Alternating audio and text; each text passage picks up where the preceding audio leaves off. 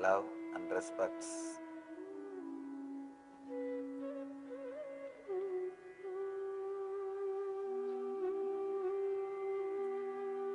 Today's subject is find your center deep within.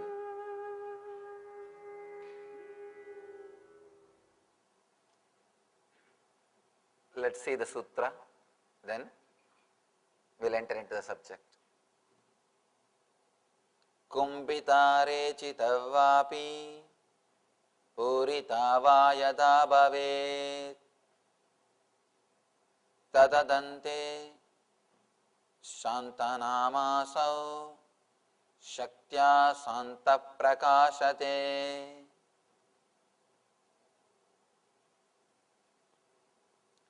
Kumbhitare chitavapi puritava yata bhavet tadante shantanamasav shaktya shanta prakashate.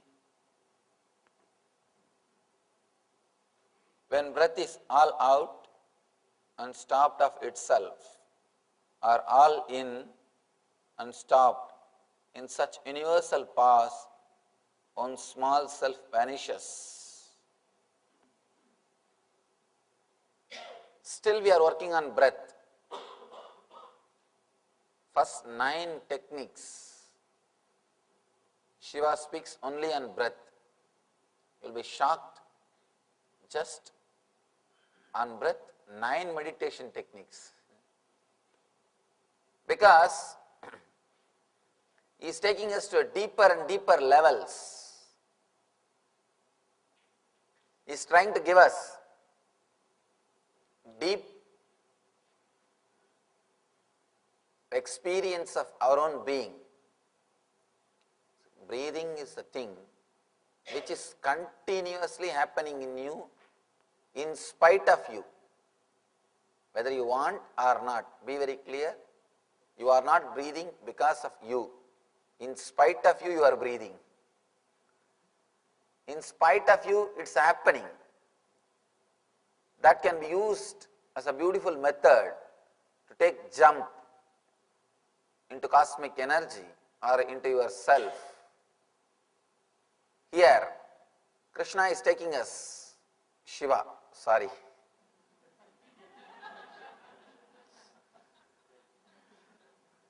Anyhow, I can justify.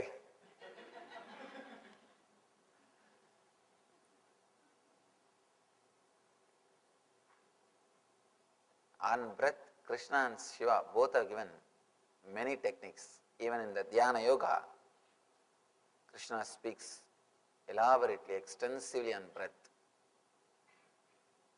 Shiva is taking us step by step, deeply.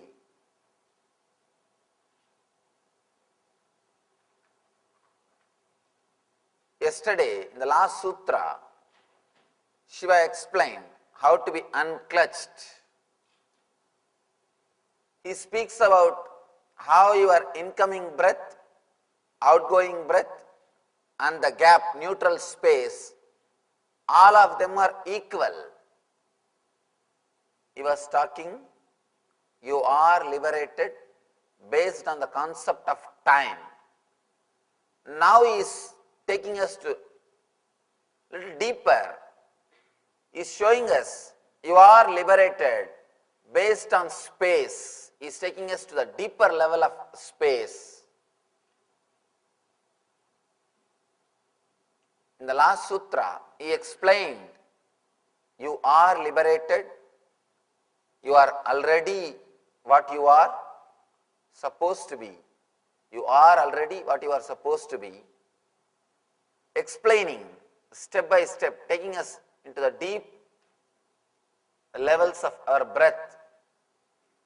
Through the time he explained, today he is explaining through space. We will understand how he is explaining. When breath is all out and stopped of itself, or all in and stopped, in such universal pause, one's small self vanishes. This is difficult only for the impure. Here he is adding one more word. Beautiful word. This is difficult only for the impure. Yesterday, somebody asked me, after listening to that last sutra, one person came and asked me in the Energy Darshan, Swamiji, how to practice being unclutched? I said, God, you lost. You are not understood. There is no need to practice. All you need is to understand you are unclutched. And just remember again and again, the moment you wanted to practice, be very clear, you missed the truth. You don't have to practice the truth. Truth can never be practiced. You don't have to become unclutched. You are unclutched. Your being is unclutched. The moment you ask how to practice, be very clear, you are not understood. Whatever is spoken, you can just play with words. Playing with words, you can hide yourself from others, but by playing with words, you can't hide yourself from yourself. The moment you ask how to be unclutched, let it be very clear, you slept in the discourse. You slept in the discourse. You have not heard. You have not understood what has to be understood. At least now, don't miss. Kumbhita rechita vapi urita va yada bhavet tadante santanam asau satya santa prakashate. Now, Shiva is playing with beautiful poetic Sanskrit. He is using different words to take us into a deeper space. Let me explain with the diagram. The last sutra we understood.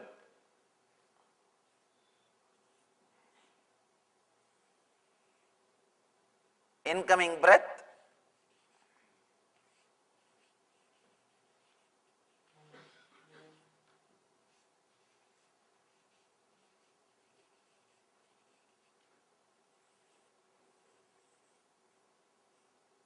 outgoing breath.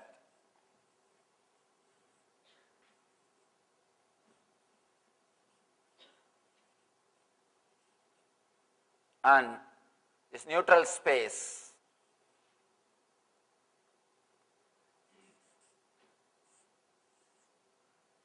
In last sutra, Shiva was explaining this space, both of them are equal.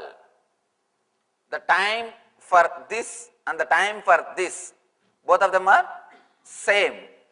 The time taken for incoming and the gap between two breaths, both of them are equal. Now he says, not only in time, in space also you are one and the same. He goes to an extreme of saying, nothing is happening in you. You are already in pure conscious state. Whether the kumbhaka is happening in you, or rechaka is happening in you, or puraka is happening in you, you are in a space where you are already unclutched. Whether you remember it or not, you are already in that state. Let me explain how Shiva is coming to this understanding, or Shiva is going to give us this understanding. How he comes to this conclusion, step by step, beautifully, and how he is going to transmit that understanding to us. People who have not attended last sutra should forgive me. I think you will find a lot of things new.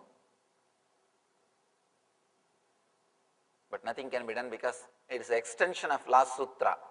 Next two sutras are also extensions. He is just taking us into a deeper and deeper layers, deeper and deeper levels.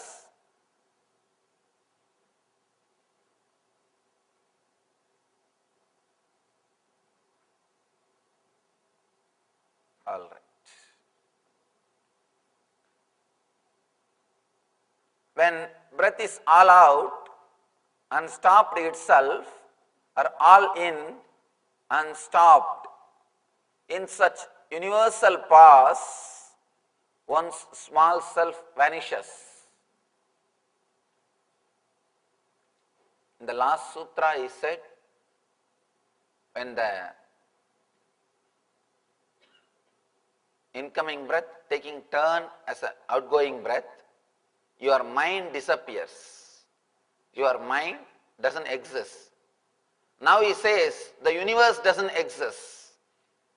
Universal pause. In the last sutra he says mind, in this sutra he says universe. You need to understand an important thing. Your mind is universe. Universe is your mind. Even though Shiva doesn't give you any intellectual theories, concepts separately, he gives all the truth when he gives the techniques. It's an important thing you need to understand. The key or the essence of this sutra is mind and universe are one and the same. What you think as mind and what is universe, what you perceive as universe, both are one and the same. Please understand. Sometime, because of your pain or suffering, you may say, how can this universe be directly connected to my mind, Swamiji? That is independent and my mind is separate. Whether you understand or not, truth is truth. A small story.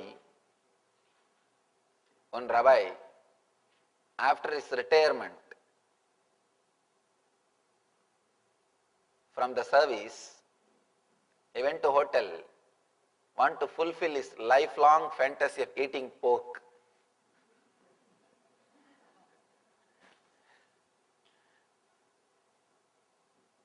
Somehow he couldn't control himself.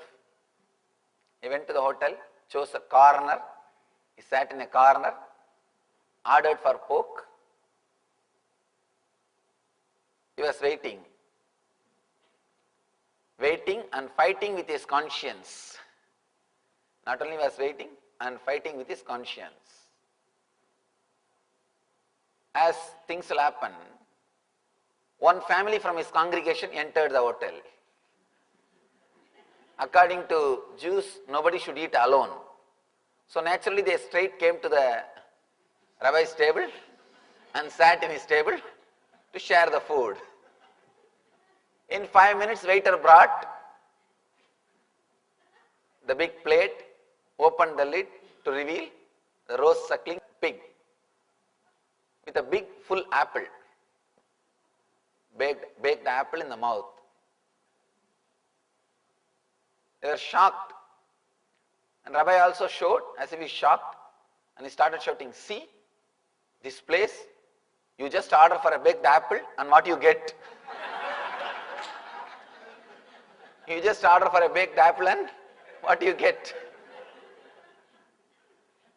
You may use these words to escape from others, but you can't escape from yourself.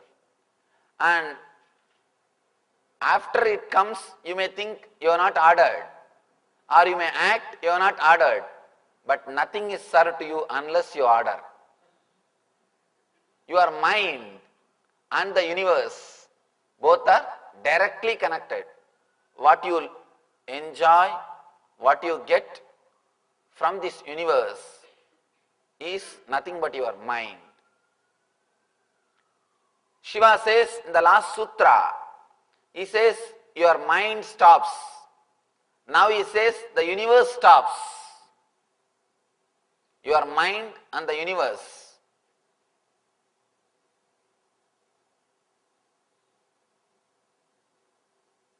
In Vedanta, we have a beautiful word, drishti srishti and srishti drishti. Drishti srishti and srishti drishti. Srishti drishti means what is you see. That's what we all believe. We are seeing what is. But drishti srishti means you create what you want to see. You create what you want to see. It's a little deeper level truth, difficult to understand with our ordinary logic, but truth. Whenever the mind stops, universe stops. Ramana Maharshi explains this concept beautifully, this truth. Ramana Maharshi explains beautifully.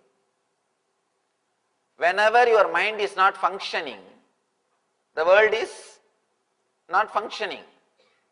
The world will not function. You can see in your life. When you are in the dream space, that looks as reality. When you are in this space, this looks as reality. When you are here, this looks as reality. When you are in dream space, that space looks as a reality. When you are in deep sleep, nothing is reality. Neither dream world nor this world. Let it be very clear, whenever you enter into the dream world, this whole Jakrat or waking state, this world is completely faded. It becomes black and white, and that becomes multicolor. As on now, your dream world, when you remember your dreams, you feel it is like a black and white, vague. In India, if you see the Doordarshan, how it will come. And this world looks like a multicolor, strong, clear, like private channels.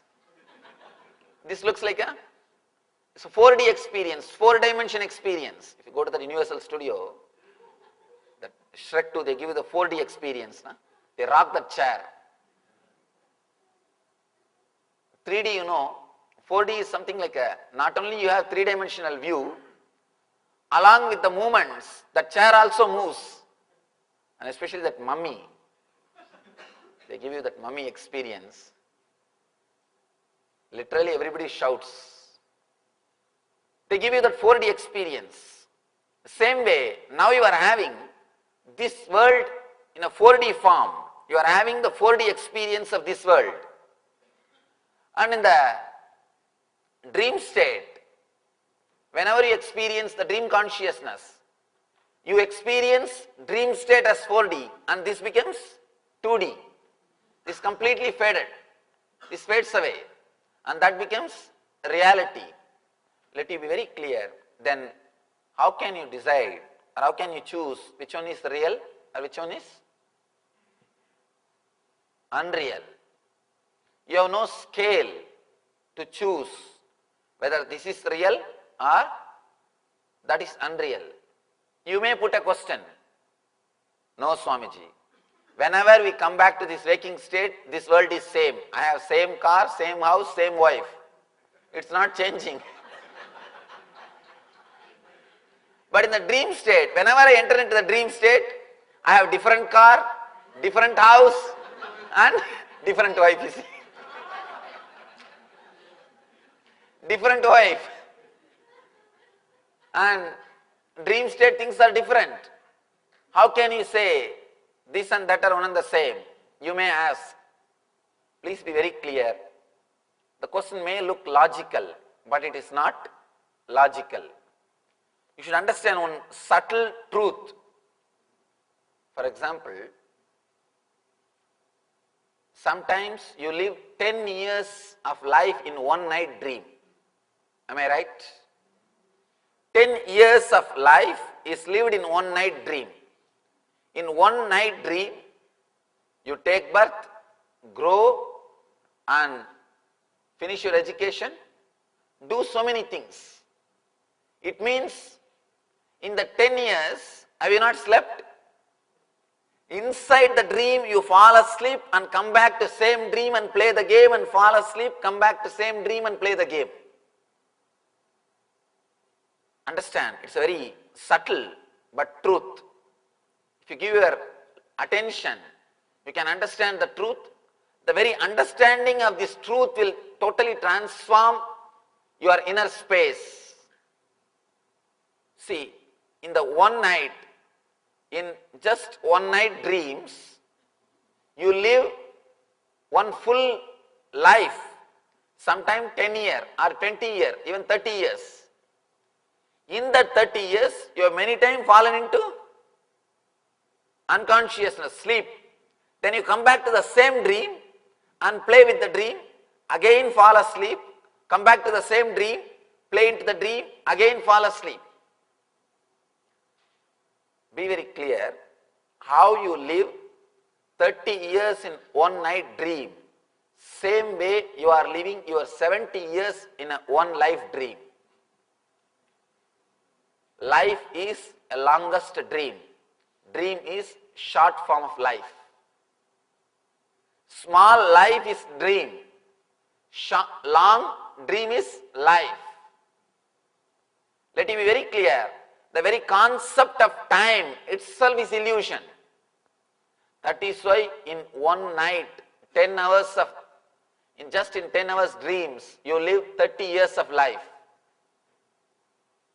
30 years of life is lived in one 10-hour dream, one night dream. How is it possible? Because the time concept itself is created by your mind. The concept of time itself is an illusion. It is completely illusion. That is why Ramana Maharshi says beautifully, whatever you see, as long as the seen, seer and the action seeing, if the three are there, be very clear, you are in illusion. Somebody asked me, Swamiji, if that is the case, how is seeing an enlightened master in dream state is going to help us? Because I am also one more dream for you now. And be very clear, really we can't be sure that you are sitting in temple and listening to the discourse. It can be dream. Suddenly you may wake up and understand you are lying in your bed and dreaming that you are sitting in a temple and listening to the discourse. You may think, no, I can pinch myself. You can pinch yourself in dream also. In dream also you can pinch yourself. Let it be very clear, there is no scale to measure whether you are in awareness or dream state.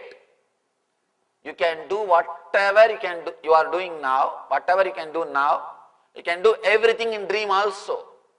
In dream also you can be sure that you are not dreaming. The big problem is the moment you suspect whether it is dream or reality, you will come out of the dream. You can always see. Whenever you seriously suspect what you are seeing, your awareness and attention will be turned towards the seer.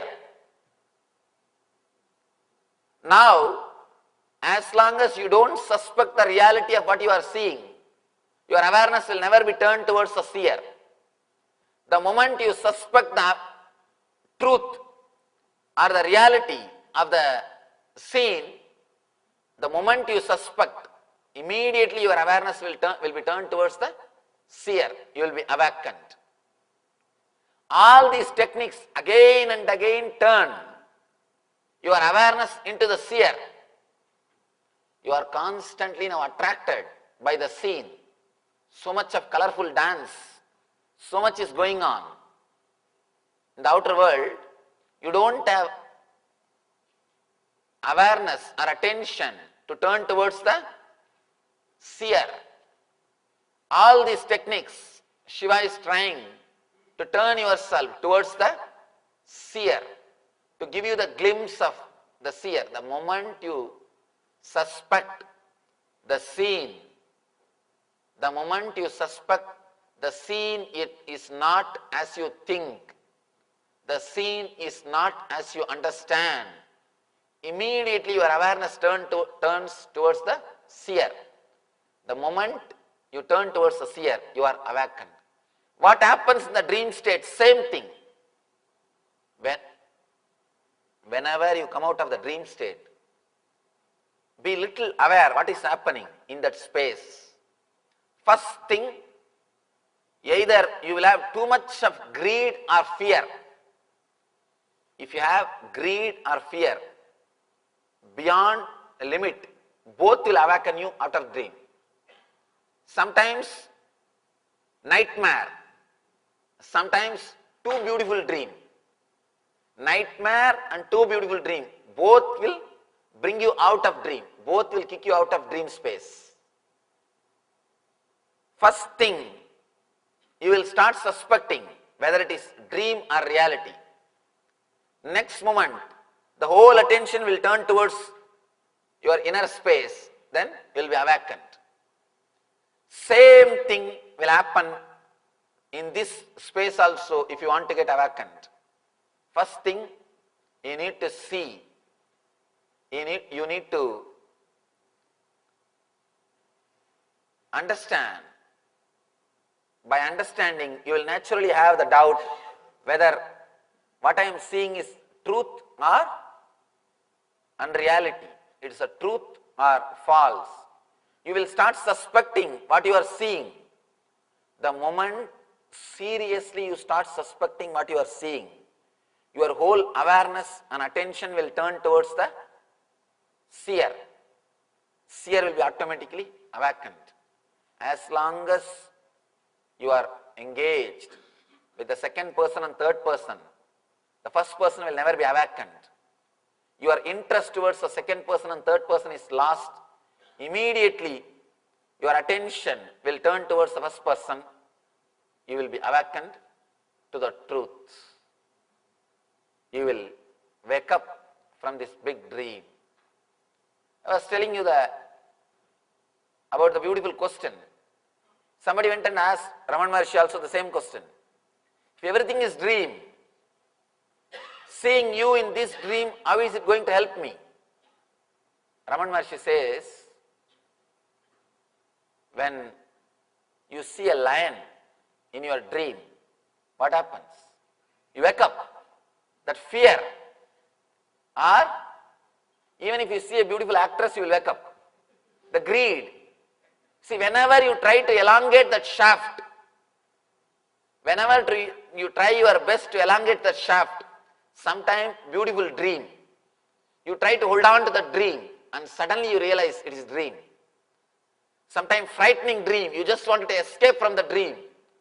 So much of fear and you realize it is just a dream. Both the way, if you want to hold or you want to escape, both the way, you will come out and understand it is just a dream. Whether it is greed or fear, both will awaken you. Whenever you see a master is like a simha swapna. It's like seeing a lion in the dream. When you see the lion in the dream, naturally, out of that shock, you will be awakened. You will be out of the dream. Same way, when you see the master in this state, he will be like a simha swapna. He will awaken you. I always tell people, master is not a dream to fulfill your wishes. It's a dream to awaken you. It's a dream to awaken you. Same way, greed also can awaken you. Master and actress both can do the same job. Both can do the same job. That is why I always tell people, whenever I can't train people, I just get them married. I tell them, please get married, that's all. And they are trained. Now sometimes, if master takes 10 years, she takes hardly 1 or 2 years.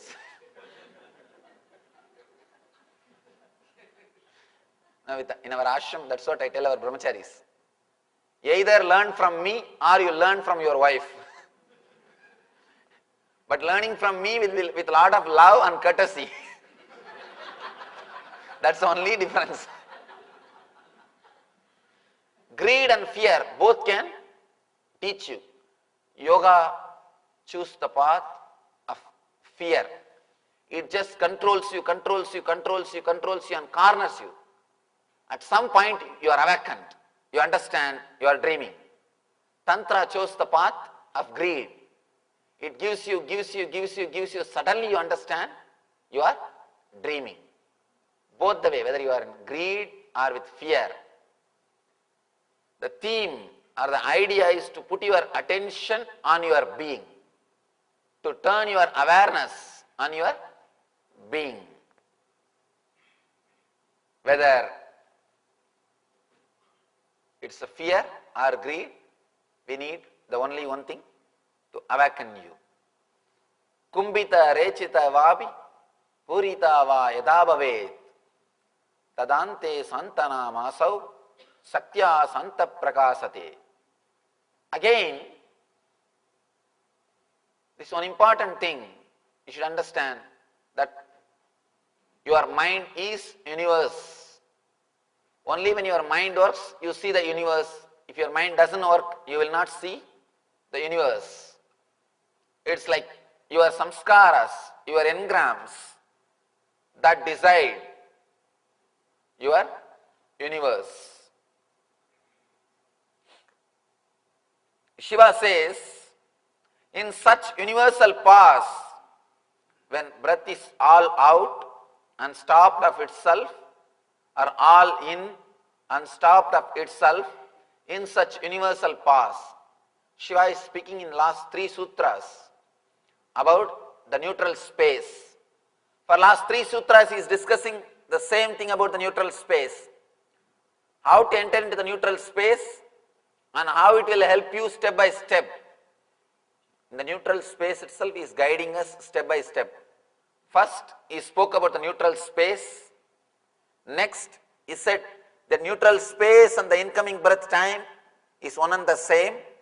Now he is saying the neutral space and the incoming breath, not only in time they are one and the same, even in space they are one and the same. By this he means, just in that neutral space, whenever you are in that neutral space, you are enlightened, you are liberated, you are in that full awareness, you are in that Shiva consciousness. There is nothing more needs to be done. There is nothing else needs to be done. The once small self vanishes. That's what he says beautifully. Once small self vanishes, means your ego disappears. Your ego disappears. He says, vanishes. You don't have to do anything. You don't have to kill. You don't have to fight. You don't have to do anything. Just it vanishes. He adds one more line, beautiful line. This is difficult only for the impure. Ashanta prakasate. This is difficult only for the impure. Now we'll have to understand what Shiva means by the word. This is difficult only for impure.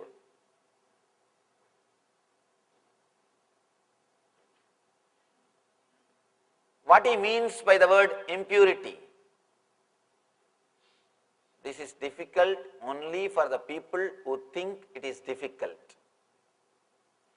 If you are already clear that this is not going to work for me, this is not going to help me, this is not which I want, what I want in my life, then be very clear, this is not going to help you.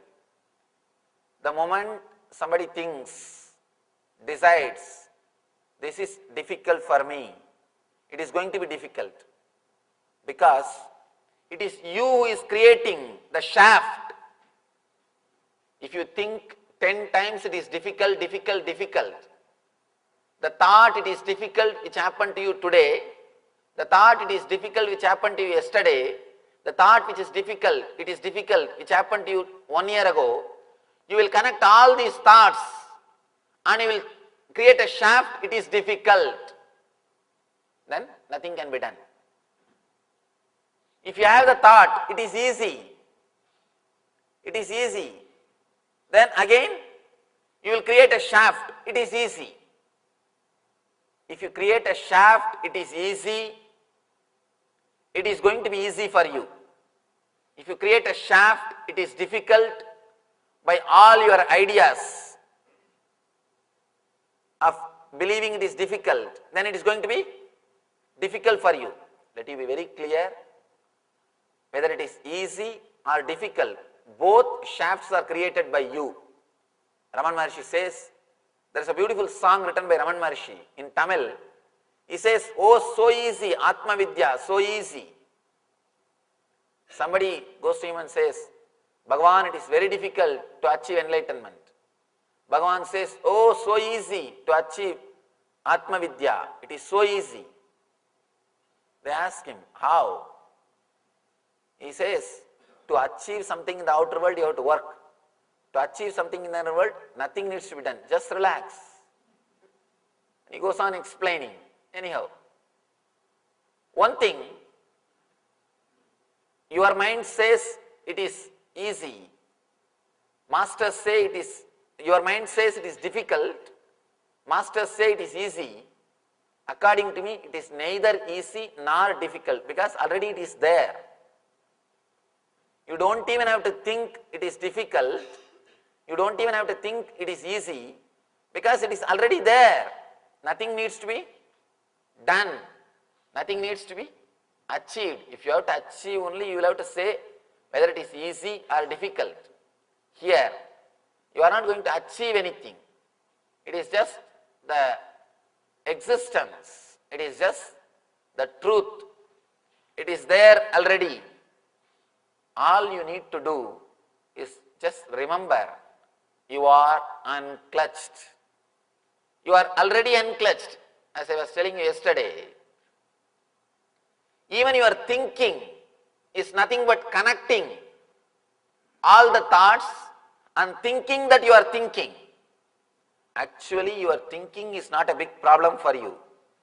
You are thinking that you are thinking is the real problem for you. See, your thinking is not a big problem for you. It just comes and goes.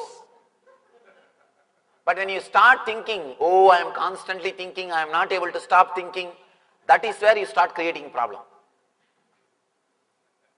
When you start creating some shaft, see, all your problems, when I say all, capital letter A-L-L, all your problems are just because you create shaft.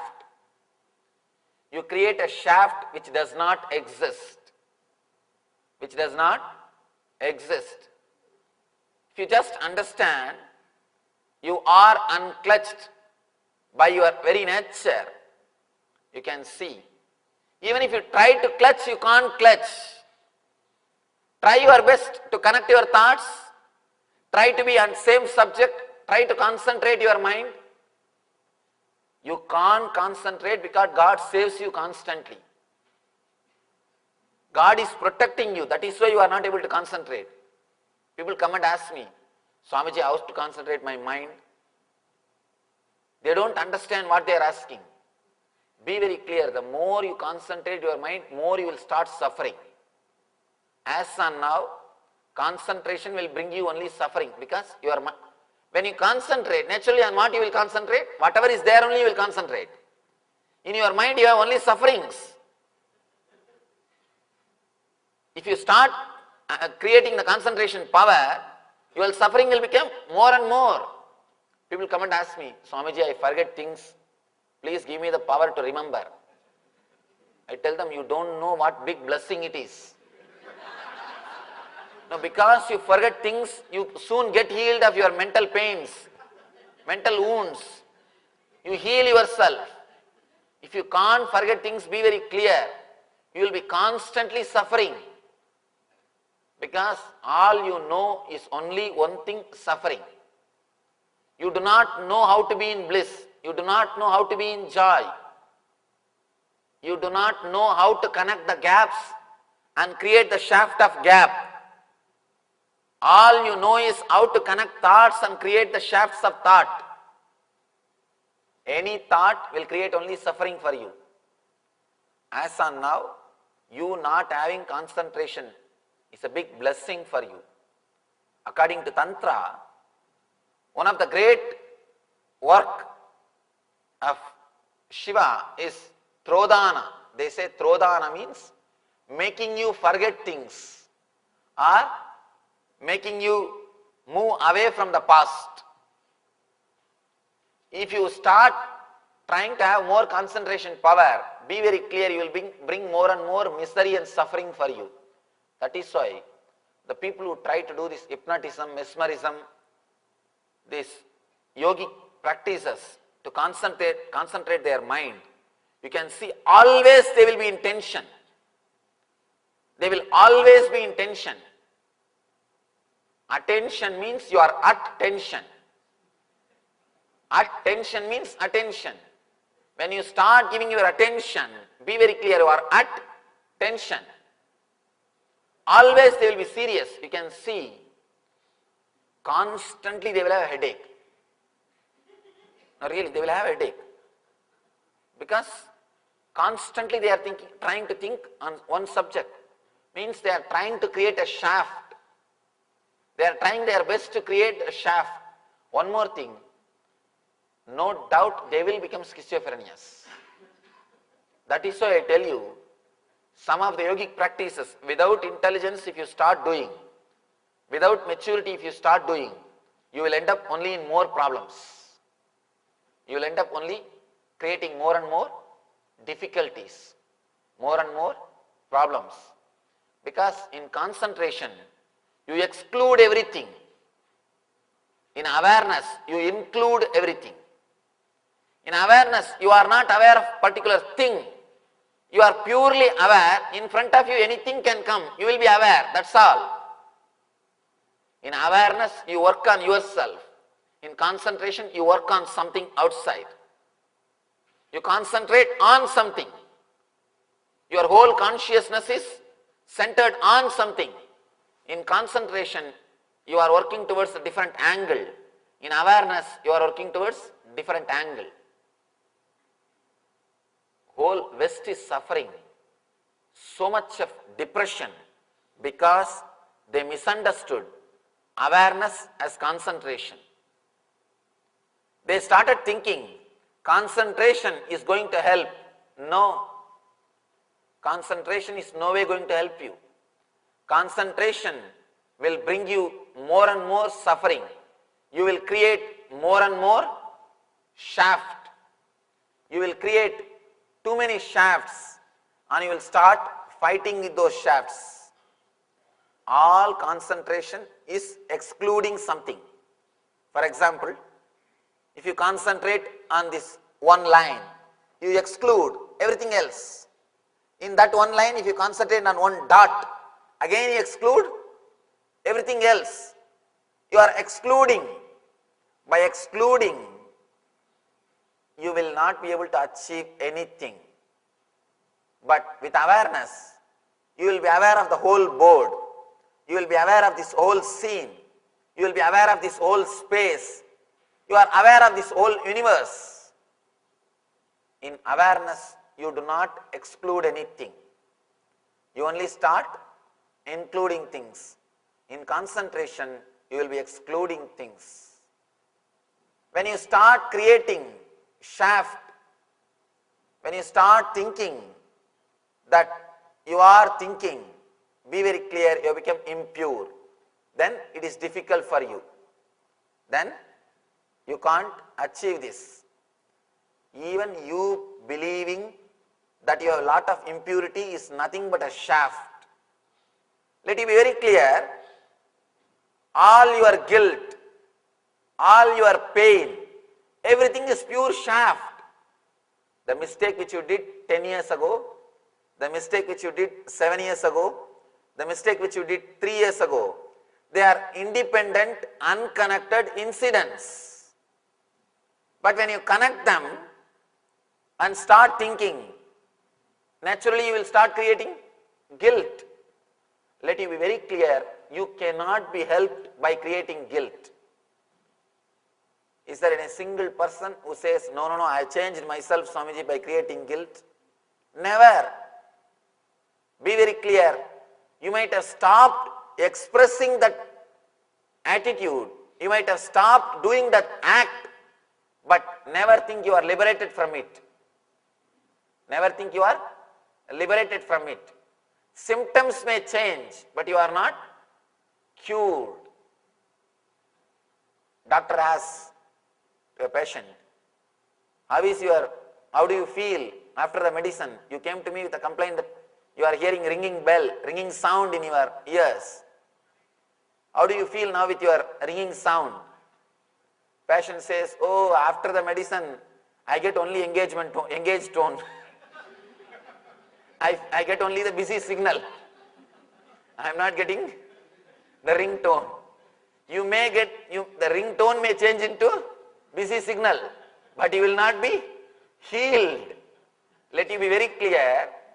By creating guilt, you may just change the symptom, but not the healing itself will happen. Changing symptom is not liberation. Changing symptoms is not going to help you. Let you be clear about what you are supposed to do. Inner space needs to be completely awakened. You need to bring your awareness to your inner space. You need to be completely aware of your inner space, whatever is happening in it. Let it be clear, even your thoughts, this is difficult or you are impure, is nothing but shaft. One more thing, even if you practice some purity or some discipline for 10-20 years, you will not feel you achieved it. At least I have not seen anybody who has got the confidence that they have become pure. I have seen hundreds and thousands of swamis, hundreds and thousands of spiritual seekers, and hundreds and thousands of yogis and sadhakas. Nobody feels in their inner space that they have become pure. They can't feel because constantly they will be creating the shaft of what they have done. What they have done. Let it be very clear, your inner space, inner thoughts are no way logically connected to the outer world. That's an important thing. Just now I said, you see the universe as you want. Now I give you another one statement. Let you understand these two statements which appears contradictory, but Shiva is answering. How they are not contradictory. They are complementing each other. First I told you, you create the world which you want to see. Now I am telling you, you are. Your inner space is no way connected to the outer world. When I made that first statement, I meant you project this world and see. That's the truth. When I make this second statement, your inner consciousness is not disturbed or affected by the outer world as you think. You think if something goes wrong in the outer world, you will feel the suffering. You will have the suffering.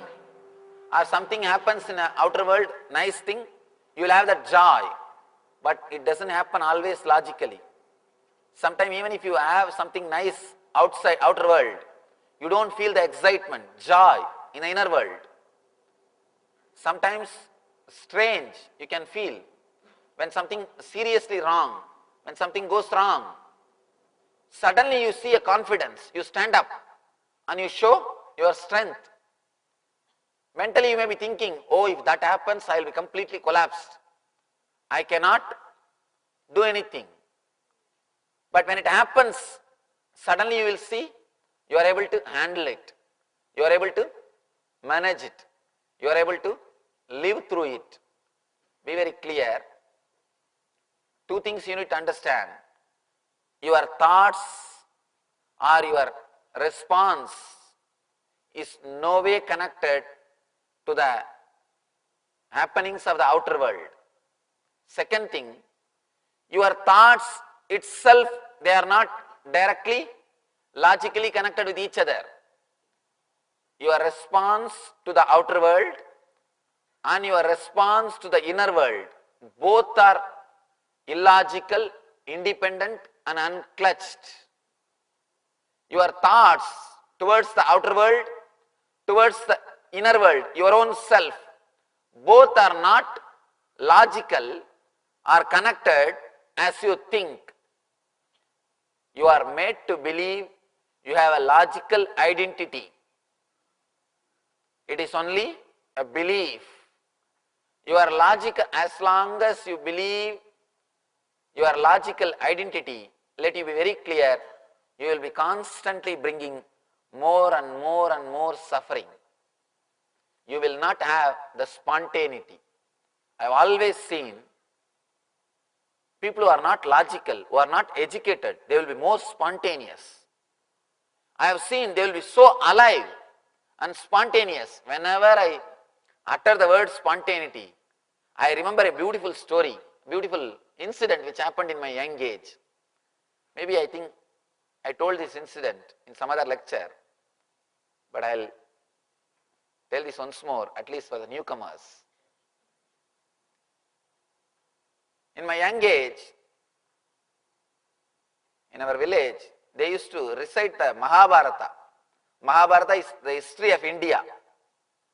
It is the history of India. In every village there will be recitation of Mahabharata every year. Once in a year in every village, especially in South India, they will recite the Mahabharata. Daytime they will recite the story. Night time they will do a drama. Drama means not a professional group. Same that 4 or 5 old villagers, old people, they will decorate themselves and come into the, there will be small 2 bench. On that bench they will climb, that is the stage. They will sing some song and do the drama.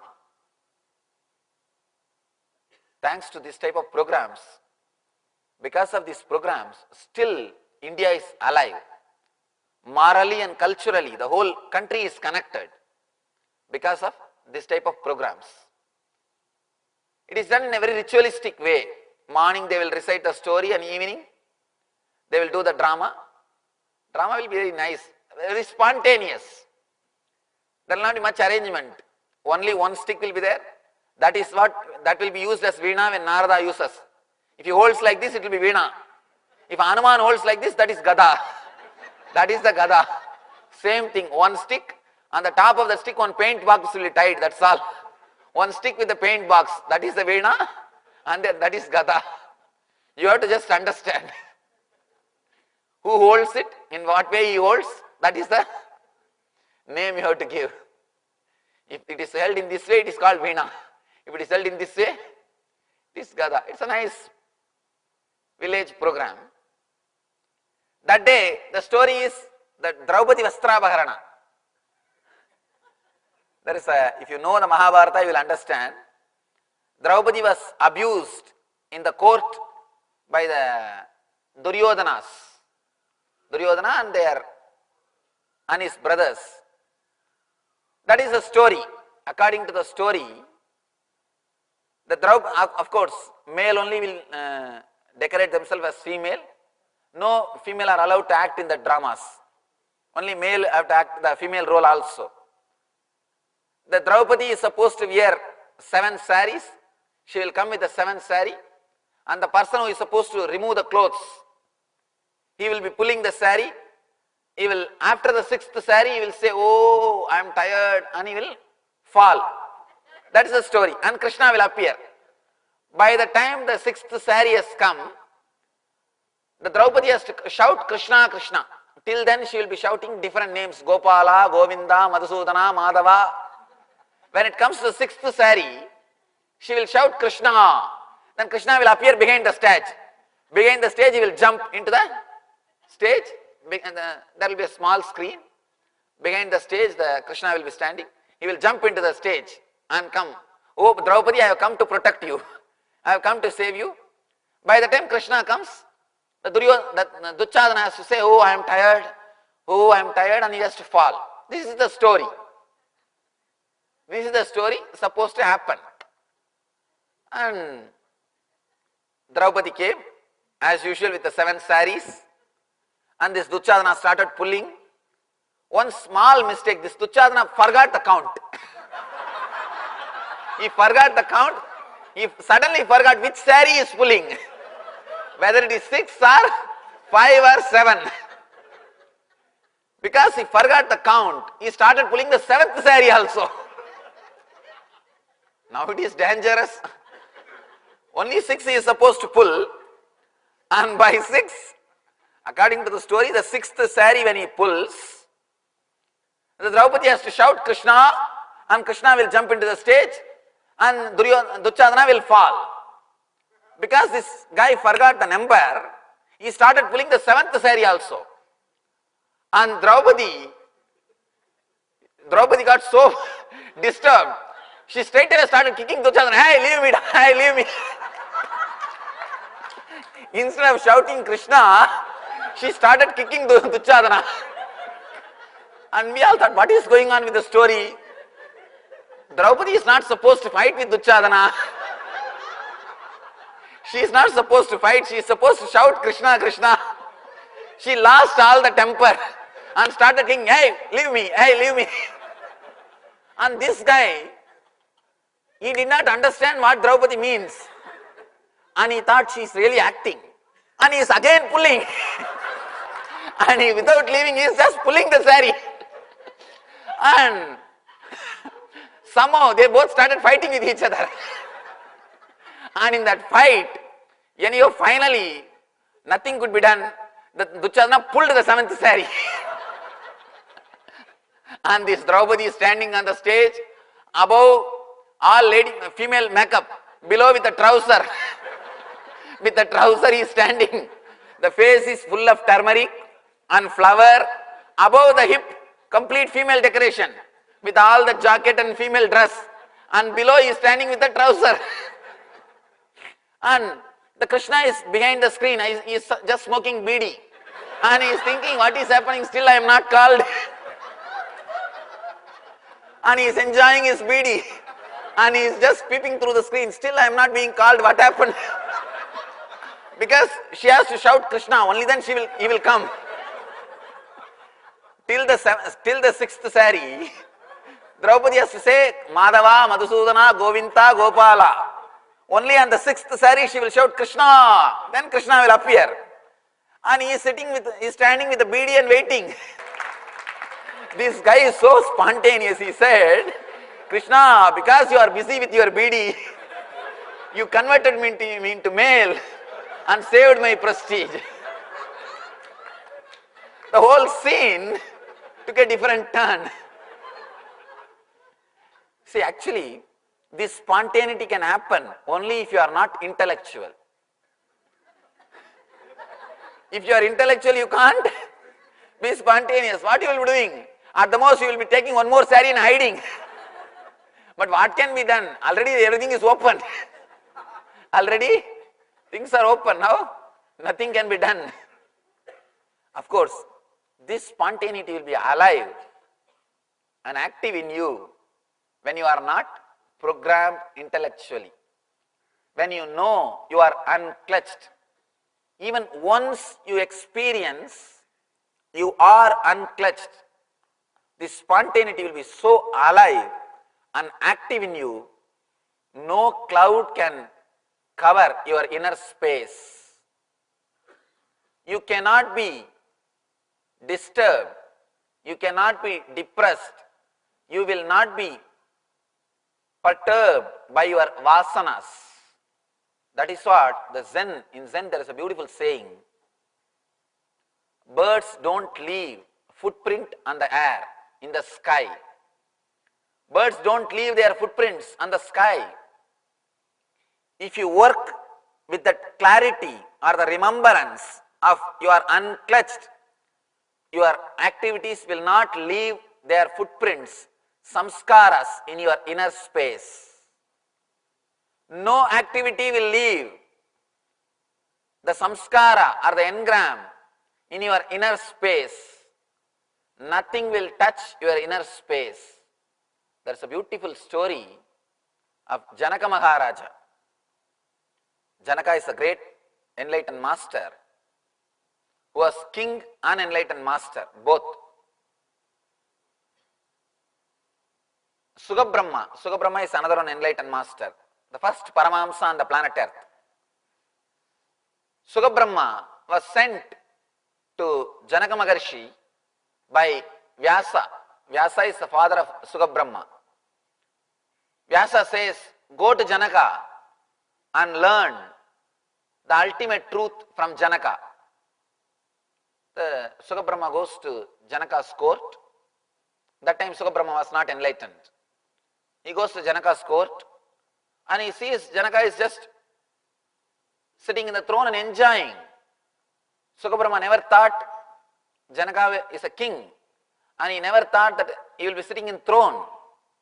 When my father said, go and learn from Janaka, I thought he is a great rishi. Even if he is in the court, I thought he is a Raja Guru. But now I understand he is Raja himself. What will I learn from kings? And in those days, kings are not respected in Indian tradition. Only the spiritual people are respected. They command the whole respect. Somehow, these rishis have created such a wonderful system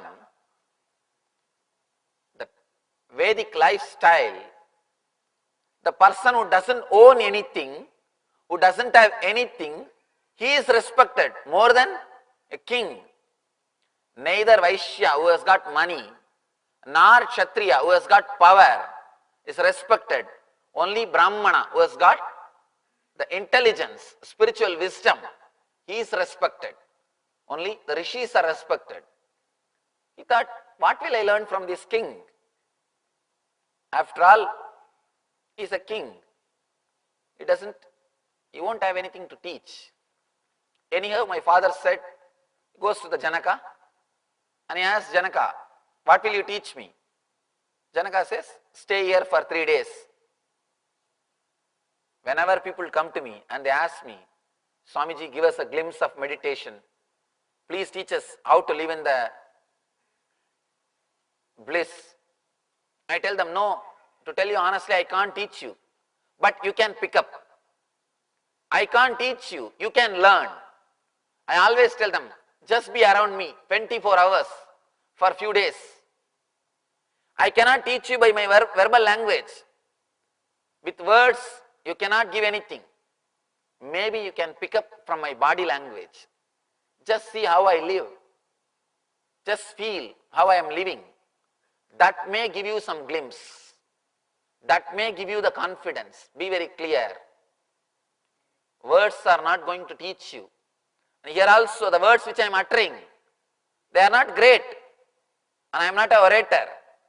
And I am not giving you any words. And my English I know, oh God. I have my own way of expressing.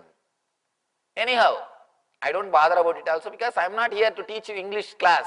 I am not an English teacher. I am only teaching the spirituality. Somebody asked me, what is this, Swamiji? You should correct your English little bit. I said, I am not teaching you English. I am teaching spirituality.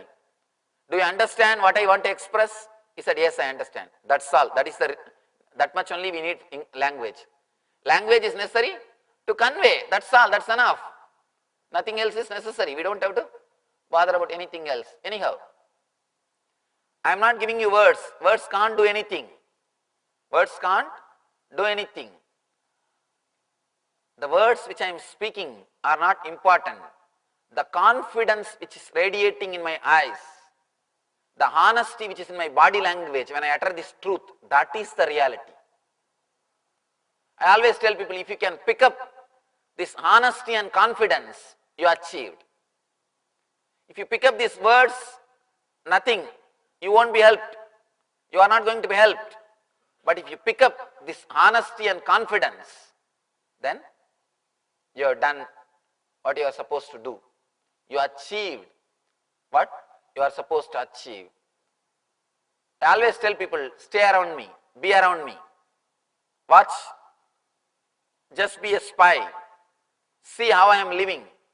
24 hours. See, you can't hide something from somebody 24 hours. You can't act 24 hours. It is impossible. You can act 2-3 hours in the stage. Stage show is very easy. Anybody can get into the stage and do 2-3 hours of show. That's not a big thing. That's not a big thing. But you can't be same 24 hours. Be around me 24 hours. That may give you something. Same thing Janaka is telling. Be around me 24 hours. That may give you something like a swimming. See, nobody can teach you swimming. You can pick up swimming when you see somebody swimming. Nobody can teach you. Nobody can teach you. When you see somebody swimming, 3 things you will understand. First thing, swimming is possible. You can float on the water. Next thing, tremendous urge or desire. When they can do, why not me? Why can't I? I can also. Third thing, the courage to jump in. First, you will understand man can float.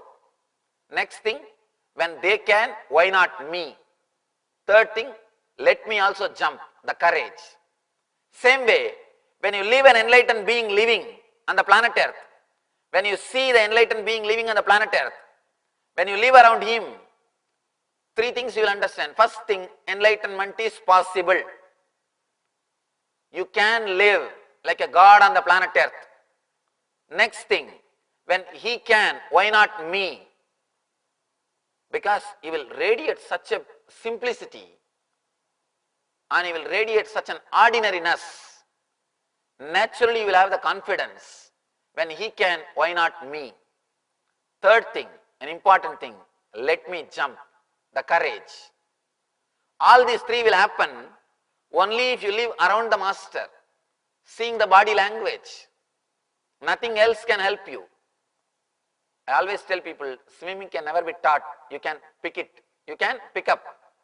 It can't be taught. Same way, Janaka is saying, live around me. Stay here. Sukabrahma stays there for 3 days.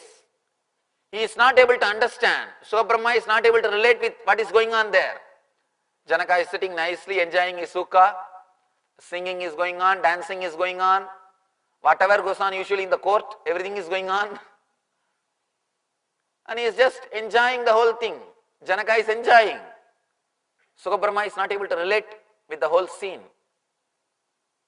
And he is not able to understand what is there to learn. After 3 days, again Sukabrahma goes to the Janaka. You want to teach me anything? Then Janaka says, see how I am living and try to learn. Sukabrahma said, I am not able to learn anything. I don't understand anything. I am seeing only one thing, you are living happily with the whole kingdom. I don't think I can learn anything from this. Then Janaka gives a pot filled with oil. And he says, please carry this pot and go around this palace 7 times. Even a drop oil should not spill out. That's a condition. Sukabrahma goes round, comes back successfully. Janaka asks him, you went round 7 times this palace. That moment, did you see anything? This dance or singing or anything? Suddenly Sukabrahma realized, not only he was not aware, he did not even remember all these things. All these things are going on. Everything was in front of his eyes. It is not that he was away, he was not in the forest. He was not in the Gurukula. He was in the palace. But nothing has created any engram or samskara in his inner space. Then Janaka says, how these few moments, even though you are here, nothing has created engrams in you, samskaras in you. Same way, even though I am here 24 hours, Nothing creates engrams in me. No samskaras are created. My inner space is not at all touched by these outer happenings. Nothing of this world touches my inner space. I am pure in my inner space. Understand the meaning of purity. Purity does not mean you will be sitting in Himalayas, somewhere, escaped, hiding yourself, not ready to face the world. No. Purity does not mean you will escape somewhere. Purity means you will have such a beautiful inner space. The outer world things will not be able to penetrate you. Outer world things will not be able to fill you. Outer world things will not be able to enter into you. Outer world things will not touch you. Your inner space will be beyond any conditionings or any samskaras related to the outer world. All you need to do to understand and remember, you are unclutched. How remembering that you are unclutched is going to take you beyond the body and mind? How it is going to take you beyond space? Yesterday's technique, Shiva taught you how to go beyond time. Now he is teaching you how to go beyond space. After a small break, we will see the technique and practice it, how to go beyond the space. Thank you.